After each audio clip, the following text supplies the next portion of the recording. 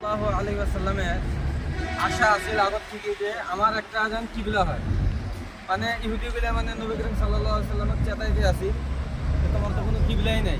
মানে আমরা মসজিদে আকসা যে আছে ফিলিস্তিনের মধ্যে আছে, বাইতুল মুকাদ্দাস, কোরআনের মধ্যে আছে সুবহানাল্লাযী আসরা বিআবদিহি লাইলাম মিনাল মাসজিদিল হারামি ইলাল মাসজিদিল আকসা। এই আকসা মসজিদ ফিলিস্তিনের মধ্যে আছে। তো আমরা নবী করিম সাল্লাল্লাহু আলাইহি ওয়াসাল্লাম ওই পাকে মুখ করে নামাজ পড়তে আসি, প্রথম কিবলা। কিন্তু দিলের মধ্যে চাহাত আছে যে আমার একটা যদি কিবলা হইলে আর কিবলাটা যে মসজিদে হারাম মধ্যে কাবা শরীফ আছে ওইটা যেন হইলে সেটা নবী করিম সাল্লাল্লাহু আলাইহি ওয়াসাল্লাম দিলের মধ্যে খুব আশা আছে। তো এখন নবী করিম সাল্লাল্লাহু আলাইহি ওয়াসাল্লামের এটি একটা আসরের না জোহরের নামাজ পড়ি আছে, আসরের নামাজ। তো নামাজ নিয়ত বানছে, নিয়ত তো ওই পাকে বানছে খুব পাশে। তো নিয়তের মধ্যে ঘুরে গেছে, মানে নবী করিম সাল্লাল্লাহু আলাইহি ওয়াসাল্লাম পশ্চিম পাকে হয়ে গেছে, সাহাবারা পাঁচ পাকে হয়ে গেছে, ঘুরে গেছে।